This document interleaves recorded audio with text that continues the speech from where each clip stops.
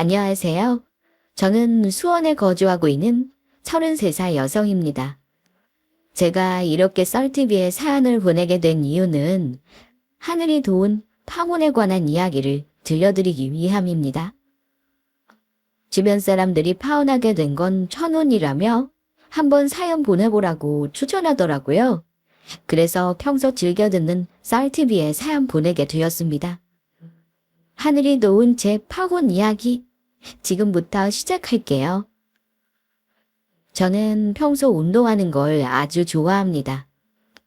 그래서 운동 모임에 자주 참석하곤 했어요. 이날도 여느 날과 같이 배드민턴 동호회에 나갔습니다. 그리고 그곳에서 남자친구를 만났어요.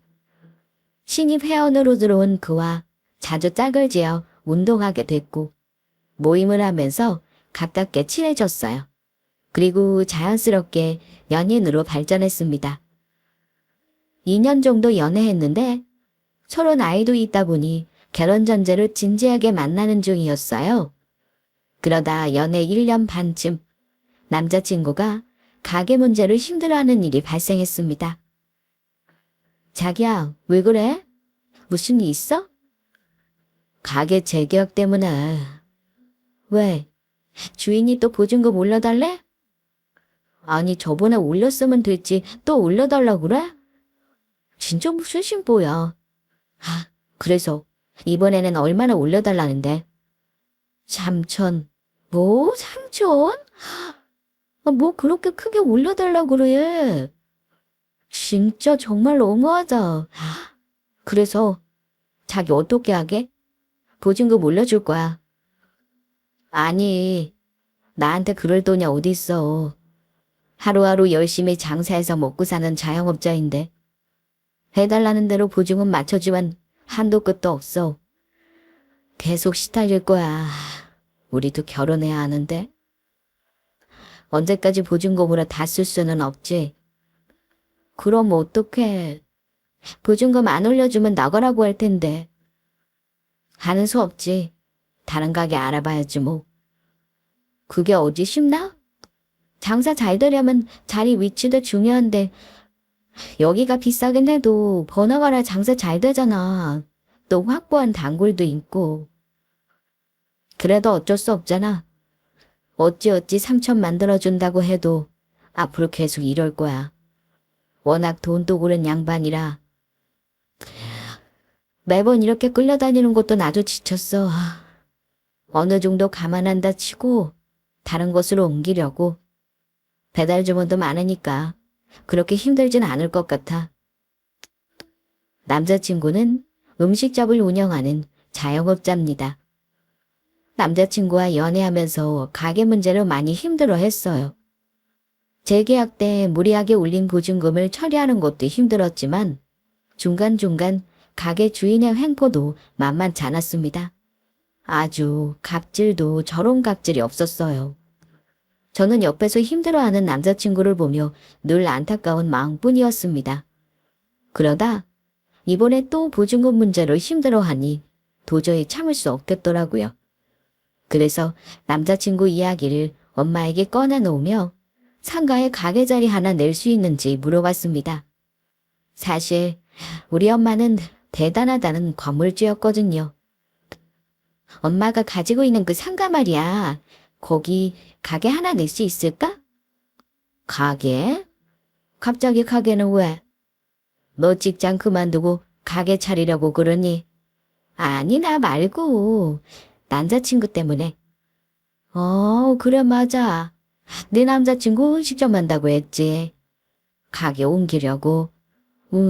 그게 좋을 것 같아서. 저번에 말했잖아. 건물주 갑질이 심하다고. 매번 힘들어하는 모습 보니까 속상해서 도와주고 싶어. 엄마 상가에 가게 낼 자리 하나 없어? 있으면 남자친구 좀 도와줘. 나랑 결혼할 사람이니까 엄마한테는 예비 사위잖아. 사위는 100년 손님이라는데 엄마가 좀 도와주면 안 될까? 이번에 계약 만료되는 가게가 하나 있긴 해. 재계약 안 한다고 하니까 그 후에 가게 차리면 될 것 같기는 한데. 괜찮을지 모르겠다. 네 남자친구 가게 위치가 워낙 좋았잖니. 요즘은 배달이 잘 돼서 괜찮을 것 같아. 오프라인 매장보다 배달로 장사하는 가게들도 많아. 그건 걱정하지 않아도 돼. 대신 예비 사이니까 보증금은 조금 깎아주면 안 될까? 우리 결혼도 해야 하는데 가게 정리하고 다시 차리려면 이래저래 들어갈 돈이 많은 것 같더라고. 이런 부탁해서 미안하지만 엄마가 좀 도와줘. 아무리 엄마가 건물주라고 해도 딸로서 이런 부탁하는 건 마음 편하지 않습니다. 그 건물이 엄마한테 어떤 의미인지 제가 잘 알기 때문이죠. 젊어서 고생이란 고생은 다 하고 아빠를 만나서 겨우 갖게 된 건물입니다. 엄마한테는 젊음을 맞바꾼 건물이에요. 늘 일만 하시다가 이제 월세 받으며 편하게 사시는데 이런 엄마한테 빨대 꽂는 것 같아서 죄송했습니다. 하지만 엄마를 생각하는 만큼 남자친구 또한 소중한 사람이기에 어쩔 수 없이 부탁드렸어요. 다행히 엄마는 알겠다며 제 부탁을 들어주셨습니다. 그리고 이 기쁜 소식을 남자친구에게 얼른 말했죠. 우리 엄마가 건물주라는 것도 함께 고백하면서 말입니다. 자기야, 계약할 상가 내가 찾았어. 그게 무슨 소리야? 자기가 상가를 찾다니? 사실 자기한테 말 못했는데 우리 엄마 건물주야.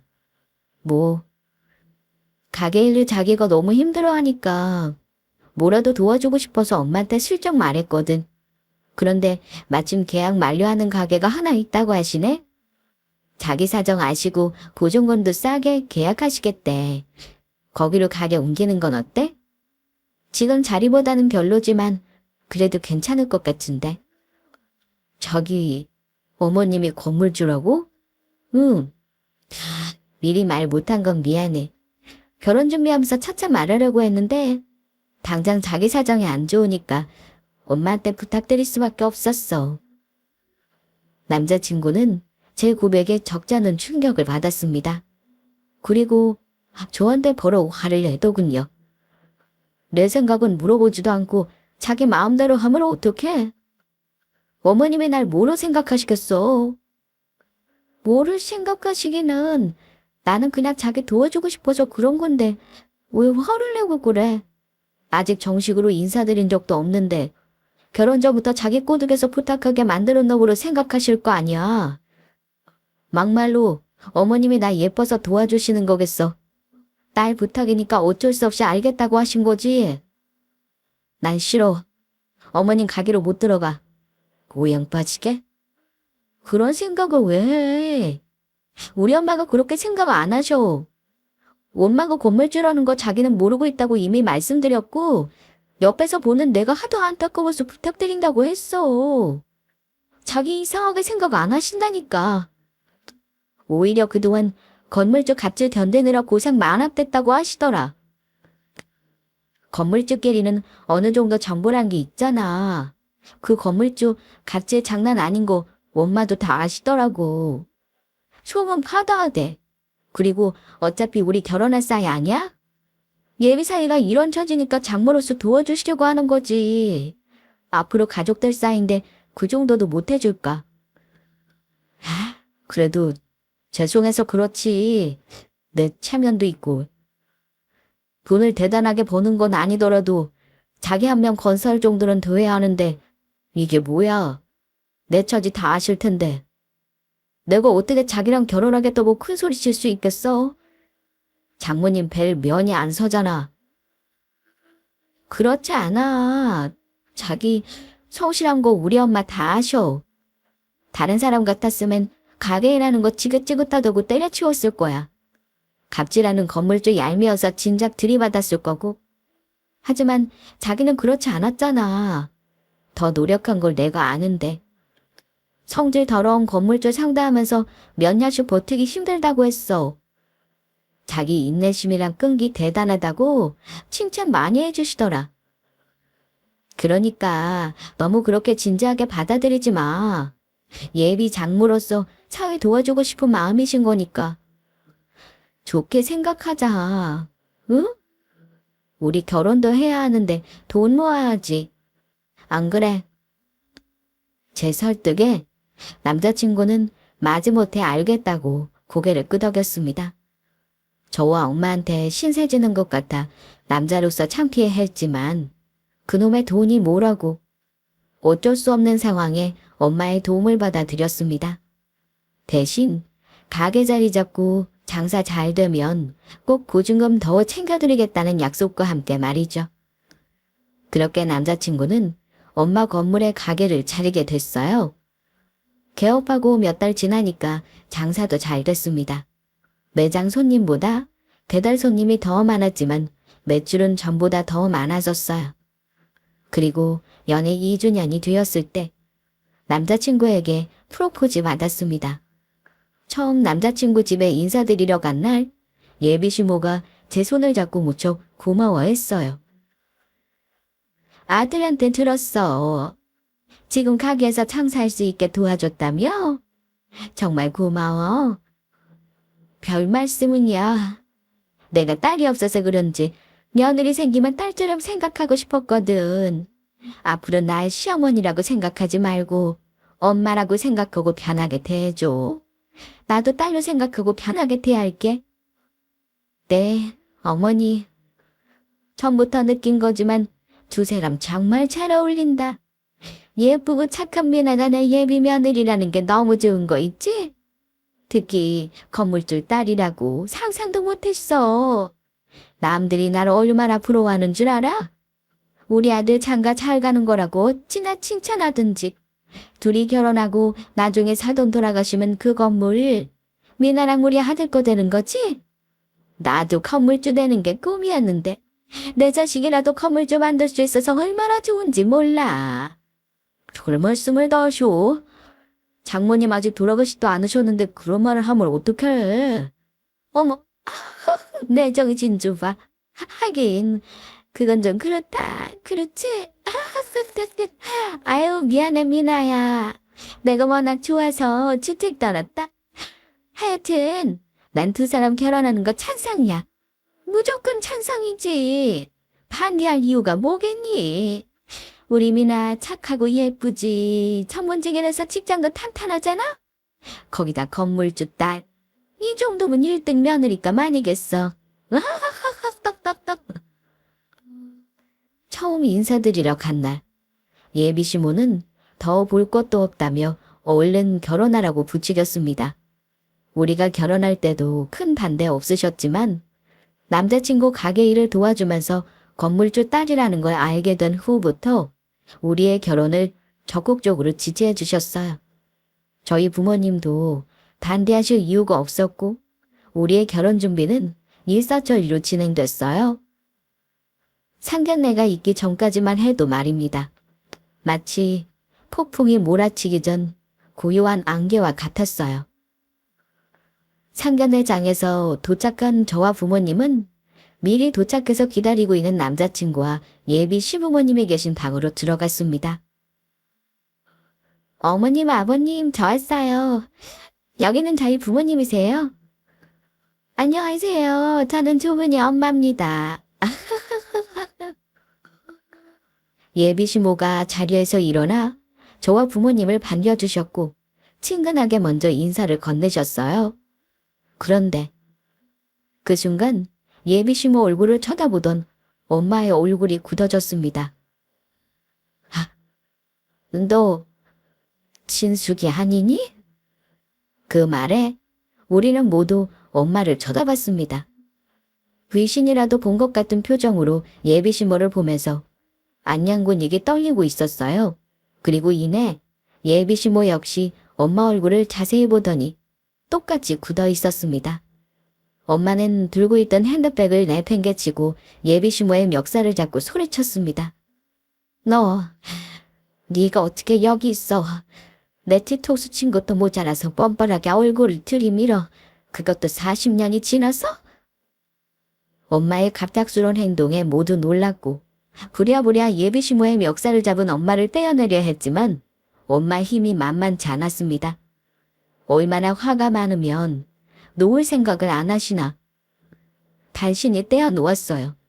엄마, 왜 그래 갑자기? 어머니 멱살을 잡고 이것 얼른 그 말하라니까. 어머니? 얘가 왜 네 어머니야? 내가 오늘 이렇게 널 만나려고 지난 세월 아등바등 살았나 보다. 세상 참 좁다. 소리 소문 없이 사라지더니 어떻게 이렇게 만나니? 내 딸이 결혼하려는 남자가 진숙이 너 아들일 줄은 꿈에도 상상 못했네. 네가 무슨 자격으로 내 딸 시어머니가 되니? 엄마 좀. 무슨 일인지 모르겠지만 우선 진정해. 우리 앉아서 이야기하자. 안깨는 노란자. 나 이 계집애랑 할 말 없어. 한 공간에 얼굴 마주보고 있는 것조차 경멸스러우니까 당장 나가자. 결혼이고 뭐고 다 때려치워. 저런 못된 집안의 내 딸 절대 시집 안 보내. 당장 파혼해라고. 그게 무슨 소리야. 밑도 끝도 없이 파혼이라니. 엄마랑 어머니 서로 아는 사이야. 아는 사이다 뿐이야. 쟤 때문에 내가 얼마나 힘들게 살았는데. 가족처럼 믿고 의지했던 친구였어. 그런데 저 기집애가 그런 날 배신했다고. 날 지옥 구렁텅이에 밀어넣고 쟤 혼자 잘 먹고 잘 살았겠지. 그러니까 너 어머니란 소리 집어치워. 당장 따라 나와. 상견례장은 시작도 하기 전에 아수라장이 됐습니다. 예비 시모를 보고 길길이 날뛰던 엄마는 제 손을 잡고 밖으로 이끌었어요. 저는 영문도 모른 채 엄마 손에 이끌려 집으로 돌아갔습니다. 집에 도착하니 엄마는 냉수를 벌컥벌컥 마셨고 뭐가 그리 분통한지 가슴을 퍽퍽 치며 저렇게 울기 시작하셨어요. 그리고 한참 뒤에 예비 시모와 엄마의 얽힌 지난날에 쌓인 앙금을 듣게 되었습니다. 네 남자친구 엄마랑 나는 둘도 없는 친구였어. 같은 고향에서 태어나 같은 꿈을 안고 서울에 올라왔지. 둘이 좁은 방에서 먹고 자며 공장 일을 해도 힘들지 않았어. 성공하자는 목표와 같았고 낯선 서울에서 서로를 많이 의지했으니까. 엄마 꿈은 내 이름으로 된 미용실을 하나 차리는 거였어. 진숙이도 나처럼 미용사가 되고 싶었고 언젠가는 꼭 가게를 차리겠다는 마음으로 정말 열심히 살았다. 먹고 싶은 거 사고 싶은 거 참아가며 낮에는 공장일, 밤에는 미용기술을 배우면서 정말 힘들게 살았어. 그렇게 몇 년을 고생하면서 가게 차릴 돈을 모았는데 그날 진숙이가 그러더라. 엄마가 위급하게 수술 들어가야 하는데 병원비가 모자란다고. 빌려주면 금방 갚는다고. 친한 친구 엄마가 아프다는데 누가 안 빌려주겠니? 알겠다고 내 전 재산을 다 빌려줬어. 그런데 그 기집애가 내 돈을 다 가지고 튄 거 있지? 심지어 공장에 가불까지 받아서 그걸 다 나한테 뒤집어 씌웠어. 난 억울하다고 나도 피해자라고 말했지만 소용없더구나. 친한 친구니까 내가 대신 갚아야 한다고. 안 그러면 법적 조치 취한다는데 어린 나이에 겁먹어서 하는 수 없었어. 진숙이 목까지 일해가며 그 돈을 다 갚아야 했지. 친구한테 뒤통수 맞았다는 배신감에 하루하루 얼마나 힘들었는지 몰라. 미용실 차릴 꿈은 물론이고 내 지난 고생이 다 헛수고로 돌아간 거니까 견디기 어려울 만큼 괴로웠어. 그때 네 아빠를 만났고 아빠 덕에 다시 일어설 수 있었던 거야. 나중에 고향 사람들한테 들은 이야기지만 진숙이가 내 돈 가지고 사라지기 전에 이미 진숙이 가족들이 미리 고향을 떠났다고 하더라. 처음부터 내 돈을 가지고 도망갈 계획이었던 거야. 그런 도둑년한테 어떻게 귀한 내 딸을 줄 수 있겠니? 난 절대 이 결혼은 허락할 수 없어. 엄마와 예비 시모 사이에 악연이 무엇인지 모든 걸 듣게 된 저는 어떠한 말도 할 수 없었습니다. 도저히 상상도 못했던 둘의 이야기를 듣게 되니 얽힌 감정을 어떻게 풀어야 할지 막막하더군요. 그래서 제가 예비시모를 만나보겠다고 설득했습니다. 엄마랑 어머님 사이에 그런 일이 있는 줄은 몰랐어. 그럼 그 뒤로 한 번도 못 만난 거지? 당연하지. 하루 사이에 사라져 버렸으니까? 연락할 방법도 없고 어디로 갔는지 아무도 진숙이의 행방을 몰랐어. 그런데 어떻게 상견례장에서 다 만나니? 그럼 내가 한번 만나볼게. 네가 만나서 뭐 하려고? 엄마가 못 받은 돈 이제라도 받아야지. 그런다고 달라질 건 없어. 어차피 이 결혼은 안 돼. 널 진숙이 며느리로 만들 수 없어. 엄마. 그러니까 하루빨리 마음 정리하고 남자친구랑 헤어져라. 엄마는 단호했습니다. 절대로 결혼시킬 수 없다며 완강하게 나오셨어요. 그래서 어떠한 말도 더 할 수 없었습니다. 혼자서 여러 생각을 하다가 아무래도 두 분 사이에 얽힌 감정의 골을 풀어주기로 했어요. 그때 돈을 돌려받은 건 물론이고 진심 어린 사과라면 엄마도 충분히 용서해 주실 거라 생각했습니다. 그래서 엄마 몰래 예비시모를 찾아갔죠. 연락도 없이 무슨 일이니? 네 엄마한테 이야기 다 들었나 보구나. 갑자기 찾아온 걸 보니. 그래, 알게 된 소감이 어때? 배신감이라도 들어서 파혼하겠다고 말하러 왔니? 아니요, 저는 단지 두 분의 악연을 풀어드리고 싶어서 찾아왔어요. 풀고 말고 할 게 뭐 있나. 다 지난 일인데. 엄마한테 이야기 들었지만 어머니께 알지 못하는 사정이 있을 거라 생각해요. 그래서 저희 엄마를 만나러 가주세요. 좋은 게 좋은 거라고 계속 묵혀둘 필요는 없잖아요. 하루빨리 풀어서 다시 전처럼 잘 지냈으면 좋겠어요, 두 분. 두 분 둘 다 없는 친구 사이였다면서요? 됐다. 난 그럴 생각이 없어. 어머니, 이번 일로 엄마도 그렇고 남자친구랑 저도 아주 당황스럽고 난처해요. 어머님의 속 사정은 모르지만 어쨌거나 잘못하신 부분이 있잖아요. 사과할 건 하고 넘어가야 한다고 생각해요. 그때 가져가신 돈 돌려주세요. 그리고 진심 어린 사과 한마디면 엄마 마음 풀어지실 거예요. 그래도 소중한 친구였는데 이번 기회에 두 분 사이 다시 회복하는 게 좋잖아요. 너 미쳤니? 지금 누구더러 사과하라는 거야? 네. 그럼 사과 안 하실 건가요? 어머님이 잘못하신 거잖아요. 엄마한테 그 돈이 어떤 의미였는지 어머님이 더 잘 아실 테고요. 난 피우달라고 한 적 없어. 증거 있니? 내가 그때 네 엄마 돈 가지고 도망갔다는 증거 있냐고. 경찰에 신고해봤자 증거도 없고 말뿐인데 뭐 어쩔 거야. 어머니, 어떻게 그런 말씀을 하실 수 있으세요? 저희 엄마 돈 가져가셨잖아요. 그때 수술 비용 때문에 돈 필요하다고 빌려가셨다면서요. 아, 글쎄 증거 있냐고. 난 그런 적 없으니까 쓸데없는 소리 할 거면 그만 돌아가라.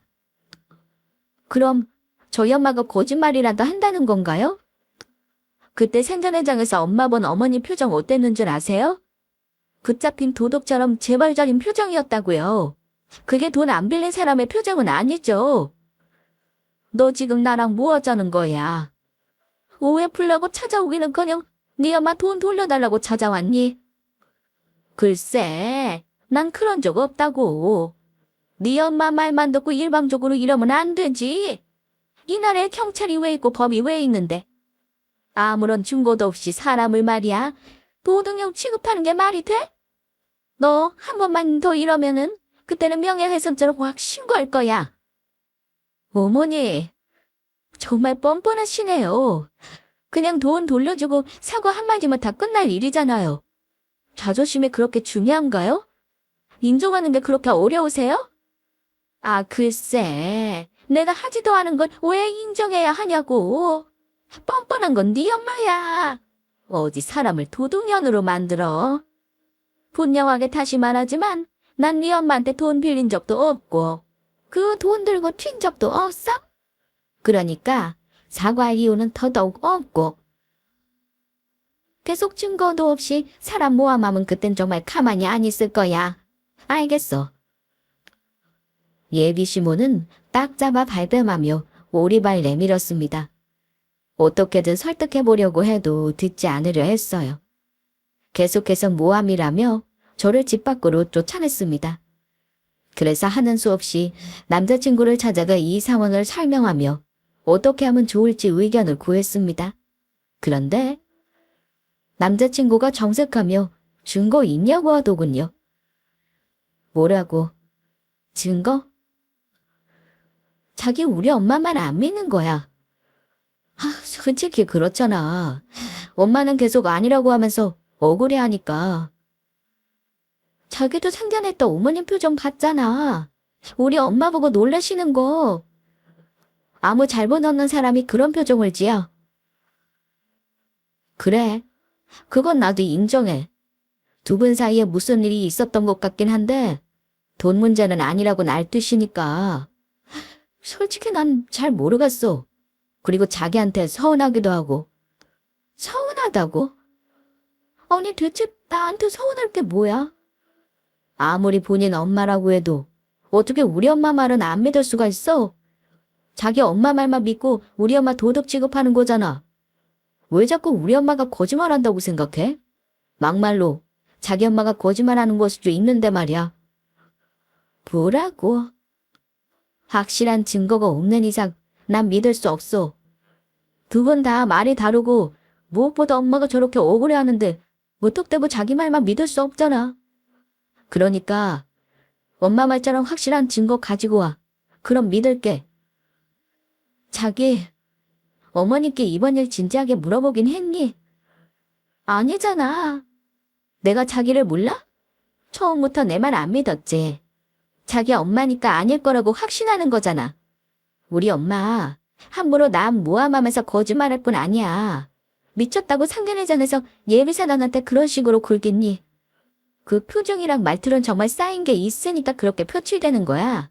그날 집에 와서 엄마가 얼마나 서럽게 울었는지 자기가 알아.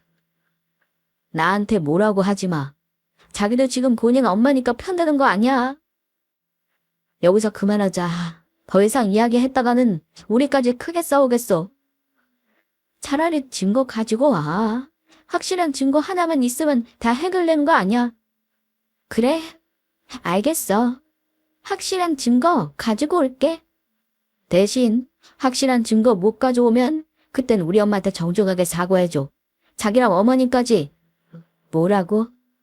그게 맞잖아. 증거도 없이 사람 도둑 취급한 건데 그 정도 사과는 받아야 하지 않겠어. 난 그게 맞다고 생각해. 이런 일로 우리 헤어지지 않아. 그럼 두 분이 서로 잘 돕고 가야지. 자기랑 어머님의 사과 안 하면 우리 엄마 결혼 허락 안 하실 거야. 똑바로 매듭 짓고 결혼 준비하려면 사과하는 것밖에 없어. 그러니까 약속해줘. 증거 못 찾으면 사과하겠다고. 그럴 일 없어.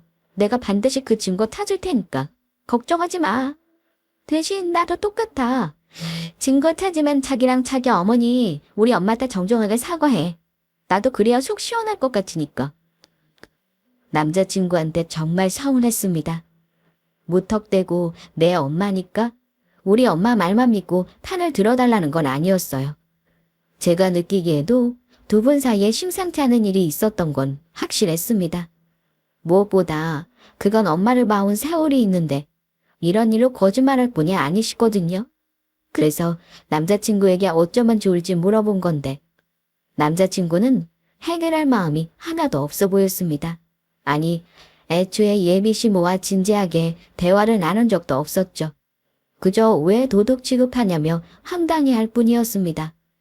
그게 너무도 괘씸해서 저는 분통 터지는 줄 알았어요. 그래서 더욱 제 승부욕을 자극했습니다. 남자친구를 만난 후 엄마에게 증거될 만한 게 있냐며 물었어요. 그러자 엄마는 고개를 갸우뚱거리며 말씀하셨습니다. 증거. 글쎄. 그런 게 있으려나? 있을 수도 있잖아. 뭐라도 좋으니까 곰곰이 생각해봐. 아니야. 중고라고 할 만한 게 뭐 없어. 워낙 오래되기도 했고. 돈 빌려줄 때 현금으로 줬다고 했지? 당시 은행에 맡긴 게 아니라서 집 항아리에 몰래 모아놓은 걸 바로 꺼내서 줬거든.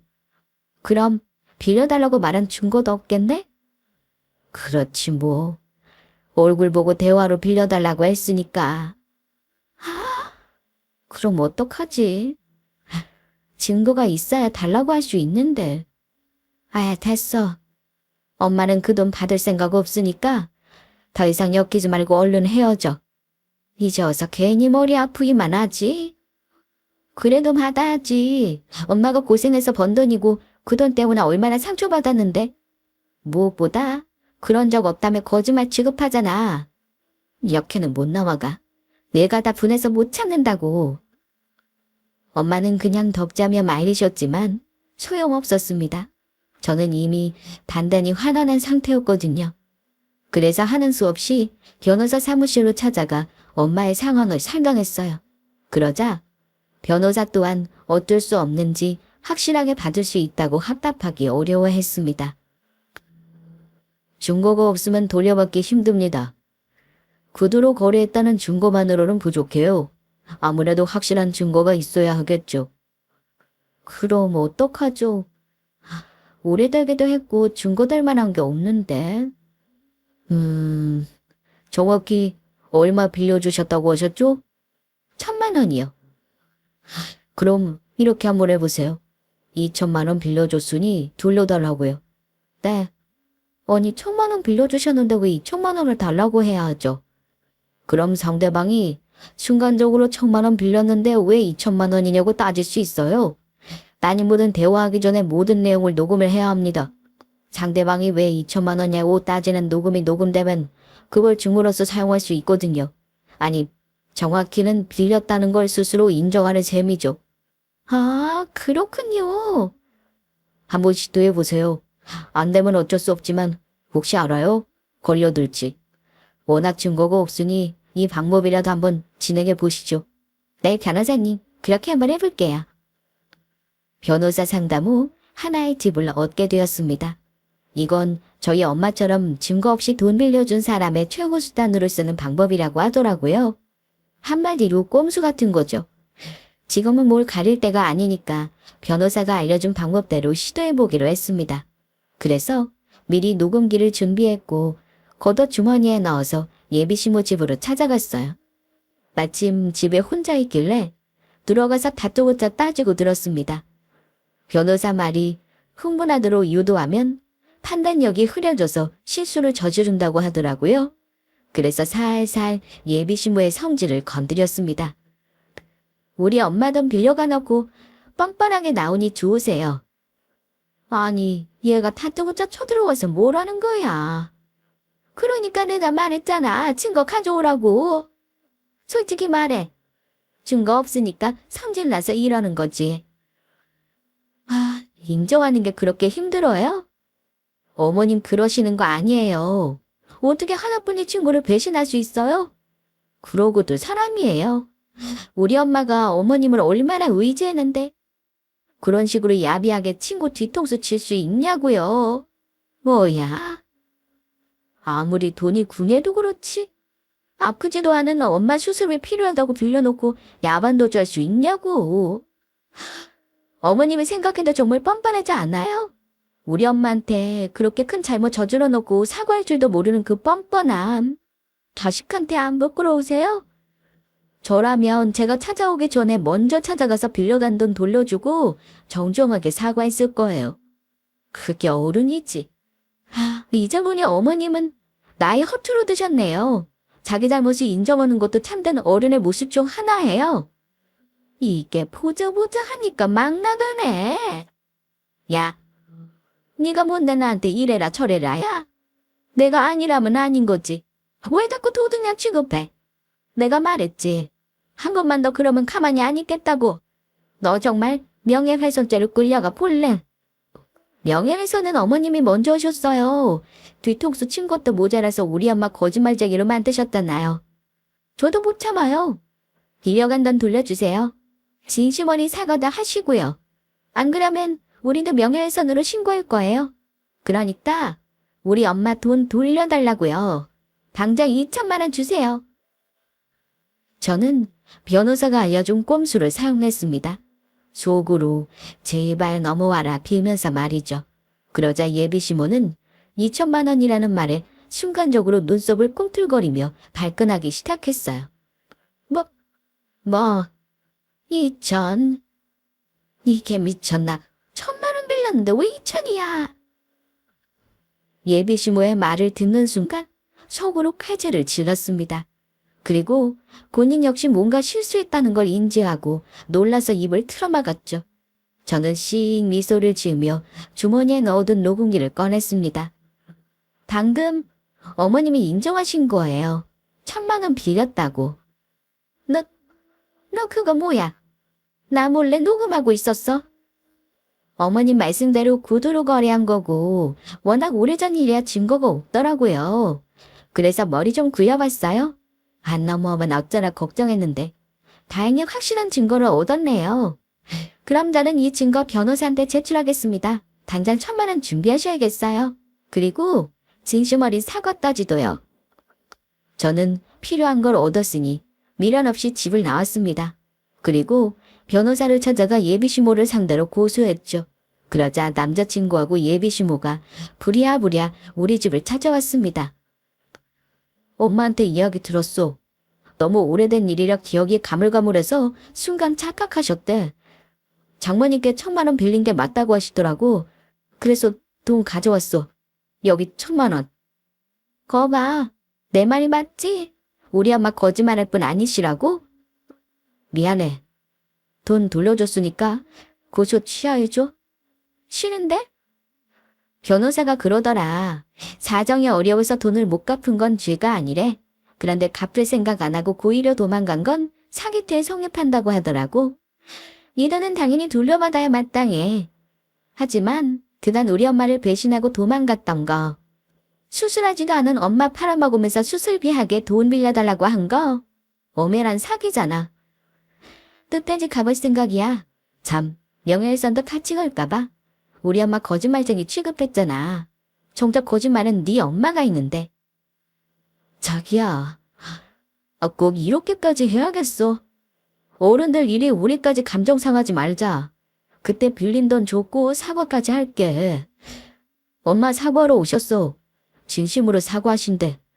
어차피 결혼할 건데 괜히 일 키우지 말자. 이런다고 좋은 거 없잖아. 결혼. 어머, 너 나랑 결혼하라고 했니? 뭐? 착각은 네 엄마가 아니라 네가 하고 있었네. 나 너랑 결혼할 생각 없어. 우리 엄마 거짓말쟁이로 만드는 너랑 내가 왜 결혼해야 돼? 잘못한 거 인정할 줄 모르고 뻔뻔하게 나오는 너희 집안이랑 엮이고 싶지 않아. 솔직히 엄마가 반대하셔도 나 자기랑 헤어질 생각 없었어. 근데 그때 나한테 뭐라 그랬니? 무턱대고 엄마 말만 믿지 말라며. 그때 알겠더라. 이런 사람이라면 결혼했어도 무조건 내 말 믿어주지 않겠구나. 그래서 엄마 뜻대로 헤어지기로 했어. 타오날 마음으로 고소한 거야. 그러니까 우리 엄마 건물에서도 나가줬으면 좋겠어. 계약 기간까지는 쥐죽은도 조용히 지내. 만료되면 쫓아낼 거니까. 자기야, 이런 법이 어딨어? 나 정말 억울해. 너가 언제 장모님 말 거짓말이라고 했니? 다만 증거가 없으니까 잘 모르겠다고 한 거잖아. 듣고 싶지 않아.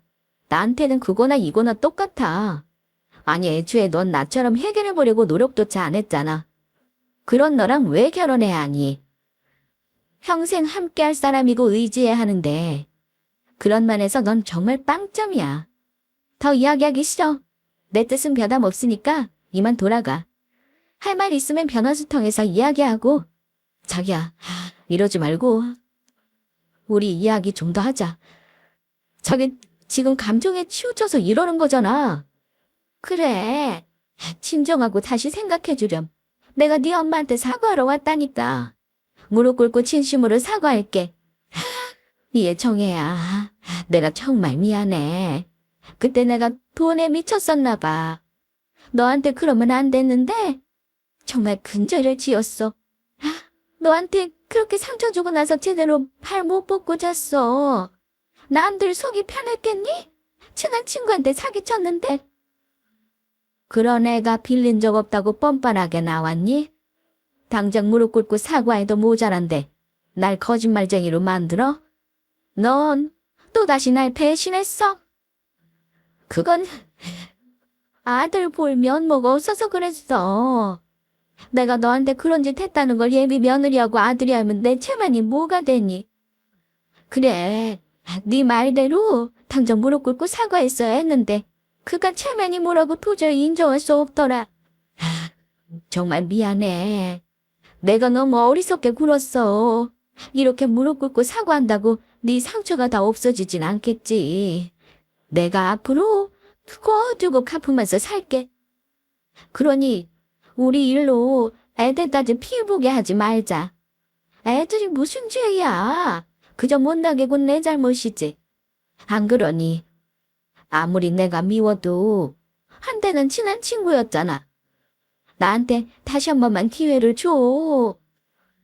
장모님, 엄마가 이렇게 사과하시는데 받아주세요. 이번 일로 지난 일 다 풀고 좋게 지낼 수 있잖아요. 꼭 고소까지 하셔야 하나요? 자기야, 우리까지 이러지 말자. 우리 원망하지 마. 애초에 충분한 기회를 줬으니까. 몇 번이고 사과하라고 했고 빌려간 돈 돌려달라고 말했어. 그때마다 거짓말 취급하면서 증거 내놓으라고 뻔뻔하게 군 게 누군데? 이제 와서 고소 취하해달라는 거야. 그러기에 사과라고 할 때 했으면 좋잖아. 이 지경으로 일 크게 만든 건 내가 아니라 당신들이야. 원망하려거든 본인들 탓하라고. 엄마와 저는 더 이상 듣기 싫다며 남자친구와 예비 시모였던 사람을 쫓아냈습니다. 그들은 계속 연락하고 찾아왔지만 우리 뜻을 꺾지 못했어요. 계속 찾아와서 귀찮게 굴면 법적으로 강력히 대응하겠다고 했더니 다신 찾아오지 않았습니다.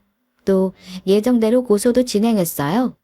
이미 1,000만 원은 돌려받았지만 고의로 돈을 갚지 않으려 도망간 게 밝혀져서 사기죄가 성립됐습니다. 그러나 워낙 오래된 일이고 초범인 걸 감안해서 큰 처벌은 피할 수 있었습니다. 그래도 그들에게 피해 보상금을 받을 수 있었어요. 지난날 받지 못한 1,000만 원의 이자와 함께 지급하라는 판결도 떨어졌죠. 그날 이후 우린 더 이상 엮일 일 없이 완전하게 헤어졌습니다. 두 번 다시 보고 싶지 않은 얼굴이네요. 그럼 지금까지 저의 긴 사연 들어주셔서 감사합니다.